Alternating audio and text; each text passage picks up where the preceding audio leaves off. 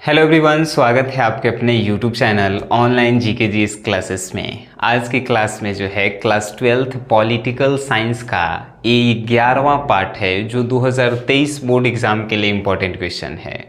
और ये जो है शॉर्ट क्वेश्चंस का आखिरी वीडियो है क्योंकि 110 प्रश्न हम आपको बता चुके हैं और आपसे एग्ज़ाम में पूछेगा मात्र 15 गो प्रश्न आपको बना के आना है। तो 110 गो में से 15 गो क्वेश्चन नहीं लड़ेगा, ऐसा थोड़े हो सकता है। तो इससे पहले का जितना भी वीडियो है आप नहीं देखे हैं, डिस्क्रिप्शन में एक लिंक होगा 2023 टॉपर बैच पॉलिटिकल साइंस का, जाकर आप सभी वीडियोज़ जो हैं देख सकते हैं। चलिए इस प्रश्नों को जो है हम लोग रटने की नहीं याद करने की कोशिश करते हैं बिना रटे हुए। देखिए कैसे, जैसे कि 101 नंबर प्रश्न है, योजना अवकाश क्या है। योजना अवकाश एक्चुअल में है क्या। पंचवर्षीय योजना का नाम सुने होंगे, तो पंचवर्षीय योजना के बारे में हम आपको बता देते हैं। 5 साल की एक योजना होती है जिसे पंचवर्षीय योजना कहते हैं हम लोग। तो जब किसी कारणवश पंचवर्षीय योजना असफल हो जाता है, रुक जाता है, तो जितने साल के लिए वो रुकता है तो उहे साल को हम लोग योजना अवकाश कहते हैं। अवकाश मतलब छुट्टी होता है, सब कोई जानता है।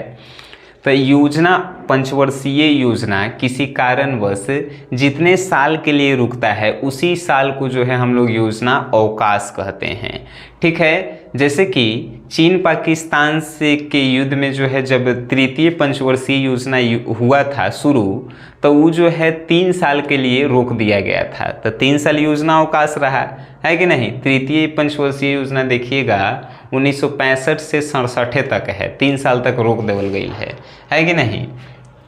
अब पंचवर्षीय योजना पे जो है वो वीडियो ऑलरेडी बनावल गई है, जाकर आप देखिए कि कौन पंचवर्षीय योजना कब से कब तक रहा है।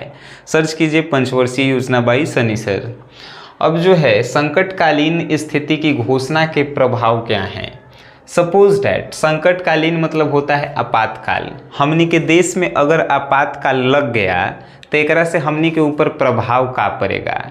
पहला प्रभाव कि आपके जितने भी मौलिक अधिकार हैं, यानी नागरिक के जितना भी मौलिक अधिकार होता है वो समाप्त हो जाता है।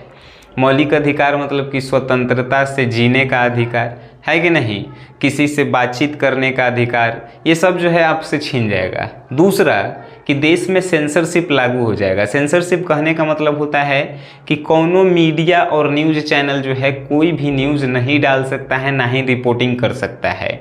तीसरा कि जितना भी कार्य है देश के अंदर वो सब जो है केंद्र सरकार के अधीन चल जाएगा। मुख्यमंत्री, मंत्री सब के पावर खत्म हो जाता है। ठीक है, वो सब केंद्र सरकार के अधीन हो जाता है। आपातकालीन लगे से ही सब होता है। ठीक है, आप समझ गए। तीसरा प्रश्न है कि राष्ट्रीय एवं क्षेत्रीय दलों में अंतर क्या है। राष्ट्रीय एवं क्षेत्रीय दलों में बहुत ज़्यादा अंतर है। राष्ट्रीय कहे के मतलब कि पूरा राष्ट्र भर में उसका पावर, क्षेत्रीय कहे के मतलब कि अपन क्षेत्र भर में ही पावर। तो आप समझ गए राष्ट्रीय दल और लिखेंगे कैसे कि राष्ट्रीय और क्षेत्रीय दल में निम्नलिखित अंतर है। एक दिन राष्ट्रीय दल लिखेंगे, एक दिन जो है क्षेत्रीय दल लिखेंगे। राष्ट्रीय दल में आप लिखेंगे कि राष्ट्रीय दल यानी कि वैसा दल जिसका जो है वर्चस्व पूरे देश में होता है, राष्ट्रीय दल कहलाता है।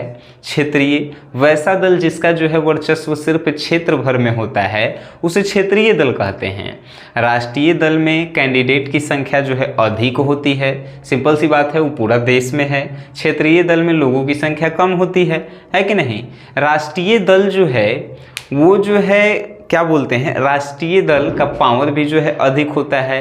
राष्ट्रीय दल मान्यता प्राप्त होता है, अब क्षेत्रीय दल जो है मान्यता प्राप्त होते हैं लेकिन पावर पूरे देश में नहीं होता है। एक एग्जाम्पल से हम आपको समझाते हैं, जैसे कि बीजेपी और कांग्रेस जो है राष्ट्रीय दल के अंतर्गत आते हैं, लेकिन जो छोटा मोटा पार्टी है जो अपन राज्य में ही सिमट के रह गया है, जैसे कि आप एक पार्टी का नाम सुने होंगे जाप पार्टी, जो पप्पू यादव जी का है, उस जो है सिर्फ क्षेत्रीय दल के अंतर्गत ही आते हैं।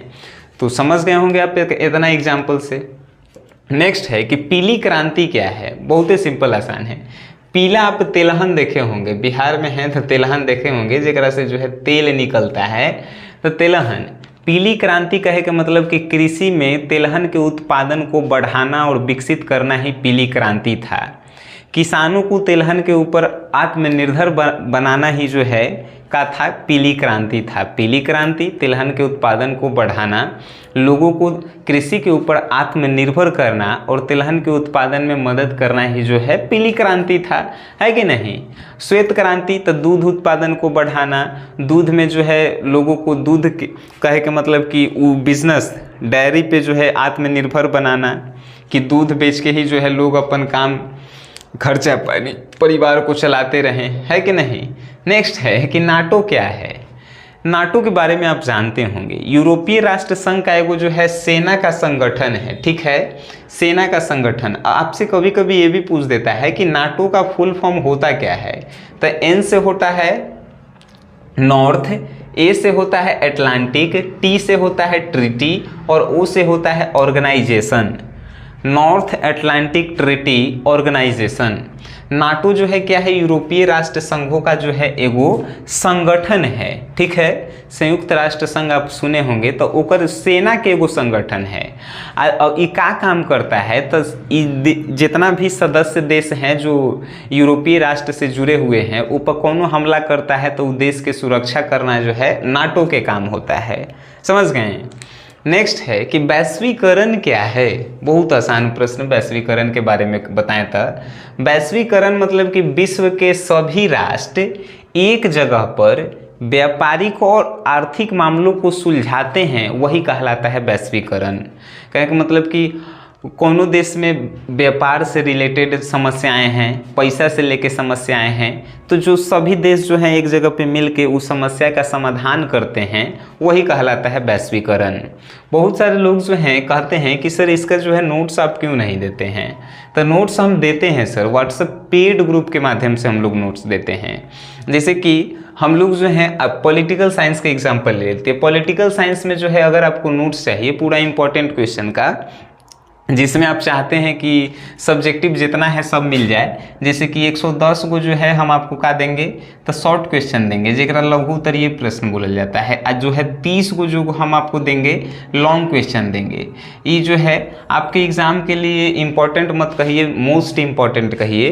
तो इस सब के लिए जो है आपको 101 रुपीज़ पे करना होता है, 101 रुपया। अब कहाँ पे करना है, तो एक नंबर आपको दिया जा रहा है 9608339424। इस नंबर पे आपको पेमेंट करके पेमेंट का स्क्रीनशॉट इसी नंबर पे व्हाट्सअप अपने डिटेल के साथ कीजिएगा, आपको नोट्स मिल जाएगा, कोई दिक्कत नहीं है। अब जो है चलिए आते हैं यहाँ पे कि राष्ट्रीय विकास परिषद के कार्य बताएं। राष्ट्रीय विकास परिषद होता क्या है, तो सब राष्ट्र का जो है एक एक राष्ट्रीय विकास परिषद होता है, जो राष्ट्र को पहले देखिए कार्य कह रहा है। राष्ट्रीय विकास परिषद के कार्य बताना है, तो राष्ट्र को मजबूत करना इसका कार्य है, राष्ट्र में जितना भी समस्याएं हैं उसको सुधारना इसका कार्य है, उस पर काम करना इसका काम है, ठीक है। राष्ट्र में जो भी विकास से रिलेटेड समस्याएं उत्पन्न हो रही है उसको सुलझाना काम है कर, बहुत सारा इसका काम है। राष्ट्र को जो है विकसित बनाना राष्ट्रीय विकास परिषद का ही ये सब काम है। अब आइए कि उदारीकरण क्या है। उदारीकरण का मतलब अगर हम अपन भाषा में कहें तो एक कहल जाता है ढील देना। ढील देना यानी कि नियम और कानूनों में ढील देना ही कहलाता है उदारीकरण।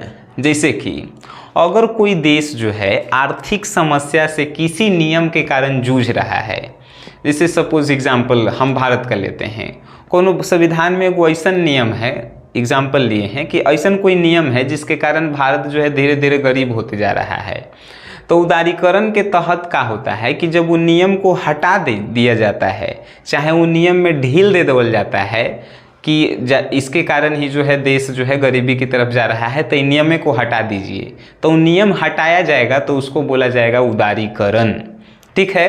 यानी कि किसी देश के आर्थिक समस्याओं को दूर करने के लिए नियम कानूनों को हटाना और ढील देना ही जो है उदारीकरण कहलाता है।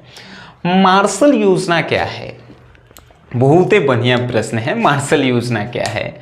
मार्शल योजना जो है यूरोपीय राष्ट्र का जो है आर्थिक विकास करने का जो है एगो योजना था। उत्तरी यूरोपीय राष्ट्र का जो है आर्थिक विकास करने का एक योजना था, जिसकी अगर शुरुआत की हम बात करें तो 1949 में इसकी जो है शुरुआत हुई थी।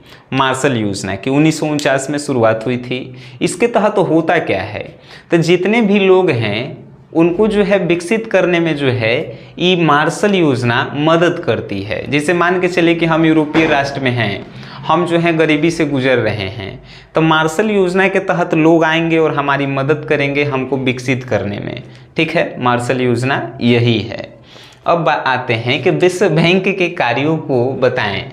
विश्व बैंक के क्या कार्य है, जैसे वो विश्व के अभी हटा दीजिए, बैंक के क्या काम है ये बताइए। हम लोगों को लोन देना, हम लोगों को मदद करना है कि नहीं, हम लोगों के जो है पैसे को सुरक्षित रखना। तो उसी प्रकार विश्व बैंक है। विश्व तो ये हमनी के विश्व बैंक ठीक है मनुष्य के लिए ही है, लेकिन ये पूरे देश के लिए जो है एक एक बैंक है।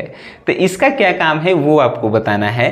तो विश्व बैंक के जो है बहुत सारे के काम है, जैसे कि विकासशील देशों की जो है वित्तीय सहायता करना जो है का विश्व बैंक का काम है। दूसरा कहें तो आर्थिक विकास के लिए तकनीकी सहायता प्रदान करना जो है विश्व बैंक का काम है। तीसरी अगर इसके बारे में बात करें तो अंतर्राष्ट्रीय व्यापार के क्षेत्र में संतुलन बनाए रखना भी जो है विश्व बैंक का कार्य है। ये सभी जो है सिंपल प्रश्न सिंपल वे में जो है आपको समझाए गए थे। पॉलिटिकल साइंस 2023 के लिए जितने भी जो है शॉर्ट क्वेश्चंस 110 क्वेश्चन हम आपको संपूर्ण करवा दिए। अब हम लोग लॉन्ग क्वेश्चंस लेकर आएंगे जिसमें 30 क्वेश्चंस हम आपको करवाएंगे। ठीक है, वीडियो देखे हैं, अच्छा लगा है तो इसको शेयर करना है। अब कुछ तो हम आपसे कभी कहे नहीं हैं। ठीक है, शेयर कीजिए और वीडियो देखें, उसके लिए धन्यवाद।